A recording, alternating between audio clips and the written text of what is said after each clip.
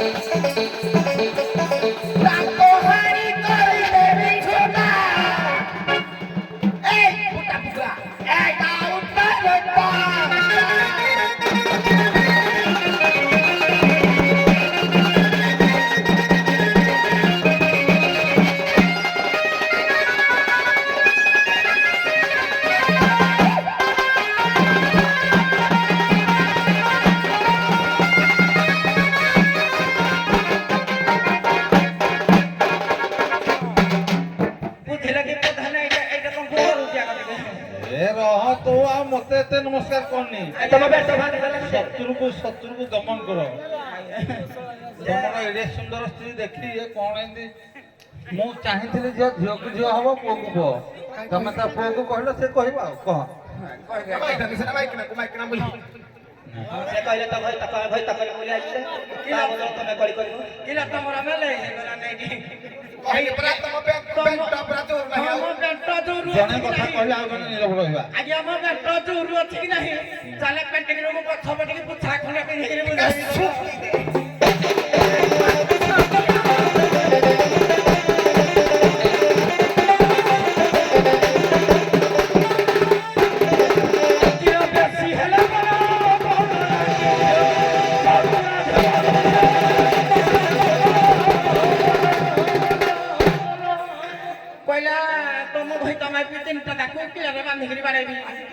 सारे 20 किलो धरी जी तुम पोखा छेड़ी दिबो चलो किला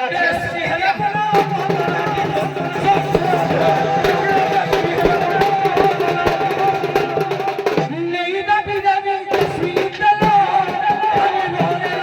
खाली हो गेलो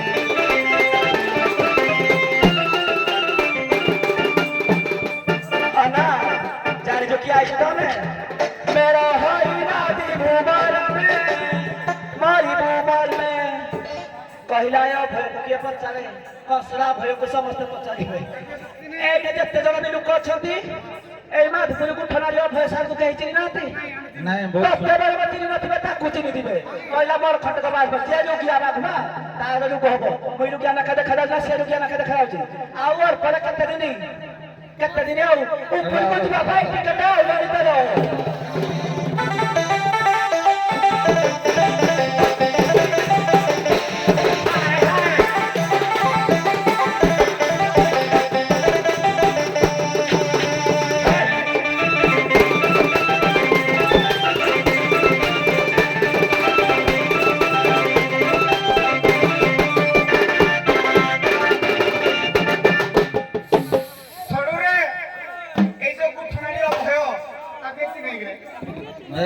ସମସ୍ତେ ଗୁରୁ ଗୁରୁ ସବୁ କହି ହଉ ହଉ ନାଇଁ ନାଇଁ ଠିକ ଅଛି ତାର ସିନା ବିଷ ମୋର ଟଣେଇଥିଲି ତୋ ପାଇଁ ଗୁରୁ ଆମ ପାଇଁ ସେ ଆମ ସମସ୍ତ କଳାକାର ନା ତମ ଚୁଲି ବନ୍ଦ ହେଇଯିବ ମୁଇଁ ଚୁଲି ଦେଇଛି ବୋଲି ଖାଉଛୁ ଗଣ୍ଡେ ନହେଲେ ଲୋକ କୁହନ୍ତି ଅସରପା ଅସରପାରେ ସରପା କରିଛି ମୁଁ ତୁଇ କହିଛୁ କି ସେଇଥିପାଇଁ ଆଜିକାଲି ଆଉ ଗ୍ୟାସ ମିଳୁନି 5,000 ଦିଆ ହବ ନା ଲୋକ କୁହନ୍ତି ଅସରପା କିନ୍ତୁ ସରପା କରିଛି ମୁଁ ହଉ ଗୀତ ଗାଅ। ମଜକୁ ଦାନା ମିଳୁଛି କନା ମିଳୁଛି ଠେଲା ଖାଉଛୁ ତୋର ପିଲା ଗୀତ କହିଲୁ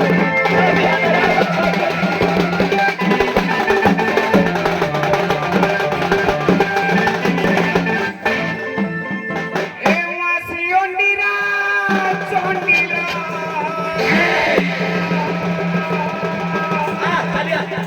ଏ ଶୁଣୁ ଏତିକେ ରହିସା এটা গীত গাইছি মাসি অন্দিরা সন্ধি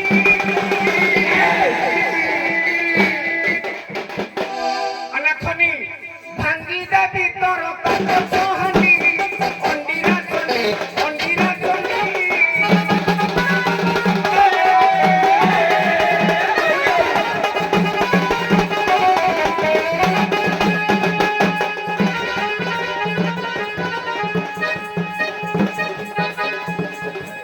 শাড়ি খাউছ হানি চামুডি অন্দিরা ହଉରି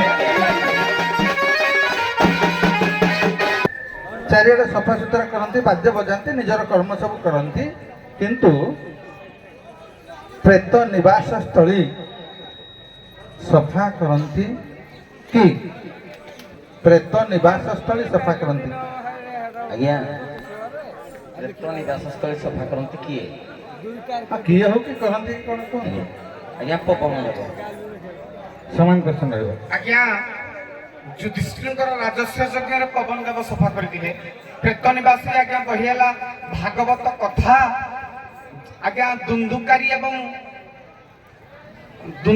ଏବଂ ଦୁଇ ଭାଇ ସେ ଥିଲେ ଏ ଧୁନ୍ଦୁକାରୀ ପ୍ରସଙ୍ଗ କହିବ କି ଆଜ୍ଞା ନାଇଁ ଉତ୍ତର ସେ ପ୍ରେତ ଜନିରେ ଜନ୍ମ ହେଲେନି ରହ କଣଟା ମୁଁ ପଚାରିଛି କଣ ତମ କହିବ ଠିକ ଅଛି ଆଉ ଗୋଟେ କଣ କହୁଥିଲ ରାଜସ୍ୱ ଯଜ୍ଞରେ ଆଜ୍ଞା ଯୁଧିଷ୍ଠିରଙ୍କର ରାଜସ୍ୱ ଯଜ୍ଞରେ ଯୋଉ ଖଲି ଗୁଡାକ କିଏ ସଫା କରିଥିଲା ପବନ ଦେବ ପବନ ଦେବତା ଆଜ୍ଞା। ଆଚ୍ଛା ଯଦି ପବନ ଦେବତା ସଫା ଏଇଟା ତ ମୋର ପ୍ରଶ୍ନ ନୁହେଁ ମୋର ପ୍ରେତ ନିବାସ ସ୍ଥଳୀ ହେଲା ସଫାଟା କେମିତି କଲେ କହିପାରିବ ଯଦି ସେଟା ପ୍ଲଟକୁ ଧଇଲ ଆଜ୍ଞା ତେବେ ଯୁଧିଷ୍ଠିରଙ୍କ ରାଜସ୍ୱ ଯଜ୍ଞରେ ଯେତେ ସବୁ ଅଇଁଠା ଖୋଲି ପଡିଲା ପବନ କେମିତି ସଫା କଲେ କହିଲ ଆଜ୍ଞା ମେରୁଶୂଳକ ଆଜ୍ଞା କେମିତି କଲେ ଉଡେଇ ନେଲେ ଉଡେଇ ନେଲେ ଆଜ୍ଞା ଉଡେଇ ସାର୍ କହୁଛି ଉଡେଇ ନେଲେ ସେ ଭସ୍ମ ହେଇଗଲା ସଫା କଲେ ଆଜ୍ଞା ଭସ୍ମ ହେଇଗଲା ସେଇଟା କଥା ଚାହିଁ ଦେଲେ ମେରୁଶୂଳ ଭସ୍ମ ହେଇଗଲା ଆଜ୍ଞା ଅଗ୍ନିରେ ଭସ୍ମ କରିଦେଲେ ସବୁ এটা মেরুশূল দৈত্য করছিলে হ্যাঁ আজ্ঞা। ছাড় ডিস্টর্ব নাই ডিস্টর্ব যাবানি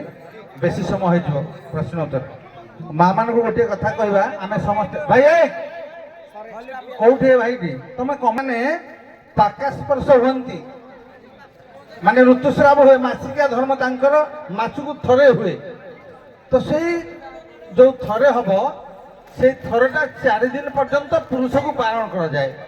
କାହିଁକି ନା ପୁରୁଷକୁ ନାନା ଦୋଷ ଲାଗେ, ବିଶେଷ କରି 4 ଦିନ ଯାକ 4ଟା ଦୋଷ ଥାଏ। ପ୍ରଥମ ଦିନ ଯଦି ରାଜବତୀ ହେଇଛି ଆପଣ ପଳେଇବେ ନ ଜାଣିକି ଆପଣ ଚଣ୍ଡାଳତ ଦୋଷର ଶିକାର ହେବେ। ଦ୍ୱିତୀୟ ଦିନ ଯଦି ଯିବେ ଆପଣଙ୍କୁ ବ୍ରହ୍ମ ଦୋଷ ଲାଗିବ। ତୃତୀୟ ଦିନ ଯଦି ତା ସହିତ ରତି କରିବେ ତେବେ ଆପଣଙ୍କୁ ଲିଙ୍ଗ ଭାଗିନ, ଆଉ ଚତୁର୍ଥ ଦିନ ପଞ୍ଚମହାପାତକ ଦୋଷରେ ଦୋଷୀ ହେବେ। ତେଣୁ ଇଏ ଭୁଲ ଆପଣମାନେ କରିବେ ନାହିଁ। ଏଇଟା କହିଲି କାହିଁକି, ମା ମାନଙ୍କୁ ଏତେ ବଡ଼ ଦୁଃଖଟେ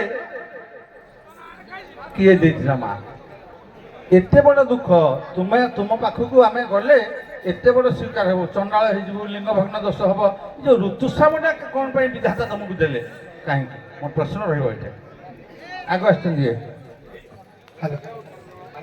ଏମିତି ମାନେ ଏ ଋତୁସ୍ରାବଟା କାହିଁକି ଆପଣ ଦେଲେ? କ'ଣ ଚାହିଁଥିଲେ, ଭଗବାନ ଚାହିଁଥିଲେ ସନ୍ତାନଟା ସୃଷ୍ଟି ନ ତାଙ୍କ ମନକୁ ଋତୁସ୍ରାବ ହେଲେ ଯାଇକି ସନ୍ତାନ ହବ? ତେଣୁ ଏଇଟା ବିଧାତା କ'ଣ ପାଇଁ ଏ ଦୁଃଖଟା ଦେଲା? ମା ତମକୁ ଏକା ଦେଇଥିଲା ନା ଆଉ କାହାକୁ ଦେଇଥିଲା? ହଁ କଥା ହେଇ କୁହ, ସମସ୍ତେ କଥା ହେଇ କୁହ, ଯିଏ କହିବ ଭଲ କଥା। କହିବି ରହିଥା ତାଙ୍କ ପ୍ଲେସରୁ କହିବେ ଯେମିତି। ଏଇଟା ସାର୍ ସମସ୍ତ ତ ଭାଗ କରିକି ଦିଆ ହେଇଥିଲା। ହଉ ଆପଣ କହିଲେ ଟିକେ। ଅଗ୍ନି ଆଉ ଯେମିତି ଆଉ ଜଳ ଆଉ ନାରୀଙ୍କୁ ସେ କହିସାର ସାରେ କଥାରେ ତ ଅଛି କପାଳ ଲେଖନ କେ କରିବ ଆନ, ବିଧିର ବିଧାନ ଯାହା ତାକୁ ଆମେ ମାନିକି ଚଳିବା। ବ୍ରହ୍ମା ଇଏ ଦେଇଥିଲେ। ଆଦିମାତା ପ୍ରଥମେ ରଜବତୀ ହେଇଥିଲେ, ତାକୁ ବ୍ରହ୍ମା ଦେଇଥିଲେ। ହଉ। ଆଦିମାତା ରଜବତୀ ହବାରୁ ଆମ ଏଇ ଭୂପୃଷ୍ଠରେ ନାରୀମାନେ ରଜବତୀ ହଉଛନ୍ତି। ପ୍ରଥମେ ହଉ। ଆଦିମାତା ରଜବତୀ ହେଇଥିଲେ, ତାକୁ ହଉ। ବ୍ରହ୍ମା ଦେଇଥିଲେ। ବହୁତ ବହୁତ ଧନ୍ୟବାଦ। ସାର୍ ଆମେ କହିବୁ କିଛି କହିବ ଚଣ୍ଡାଳ ମାନେ କହିବ। ଏ କିନ୍ତୁ ପ୍ରଶ୍ନର ଉତ୍ତର ଯଦି ଠିକ କହିବ ମୁଁ ପଏଣ୍ଟିଂ କରିବିନି, କାହିଁକି ନା ଏଟା ତାଙ୍କର ତ। ହଉ ଦେଇ କୁହ କ'ଣ ଆଉ ଜାଣିଛ? ଜଣେ ବସୁମାତା ହଉ ସମସ୍ତେ ଶୁଣିବେ, ଠିକ ଅଛି।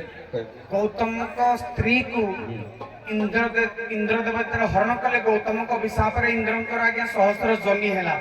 ଇନ୍ଦ୍ର ଯାଇକି ଲୁଚିଲେ, ତପସ୍ୟା କଲେ ବ୍ରହ୍ମାଙ୍କୁ କେମିତି ମୁକ୍ତି ହେବେ, ତେଣୁକରି ଭାଗ କରାଗଲା। କୋଉ ବହି ଏଟା ଆପଣଙ୍କର? ମହାଭାରତ ମହାଭାରତ ନା ଗୌର ପୁରାଣ। ପ୍ରସଙ୍ଗଟି ଠିକ ନଉନ। କ'ଣ ଭାଗ କରାଗଲା? ଇନ୍ଦ୍ରଙ୍କଠୁ ମୁକ୍ତି ହେବା ପାଇଁ କ'ଣ ଭାଗ ହେଲା? ତାଙ୍କ ଯୋଉ ସହସ୍ର ଜନି ଗୁଡାକ ସବୁ ଭାଗ କରାଗଲା। ନାଇଁ ପ୍ଲଟକୁ ଗଲନି। ଆଜ୍ଞା ଶୁଣନ୍ତୁ, ଅଗ୍ନିକୁ ଦିଆଗଲା, ଜଳକୁ ଦିଆଗଲା, ବାୟୁକୁ ଦିଆଗଲା, ଗଛକୁ ଦିଆଗଲା। ପ୍ଲଟକୁ ଏଇଟା ଠିକ ଯାଉଛ ଯେ ପ୍ଲଟଟା ଠିକ କହିପାରୁନ। ଆଜ୍ଞା ଠିକ କହିପାରୁନ, ଧନ୍ୟବାଦ। ପରବର୍ତ୍ତୀ ମୁହୂର୍ତ୍ତରେ ଅନ୍ୟ ଷ୍ଟେଜରେ କହିବା। କିଛି ଛୁଇଁଲେ କି? ହଁ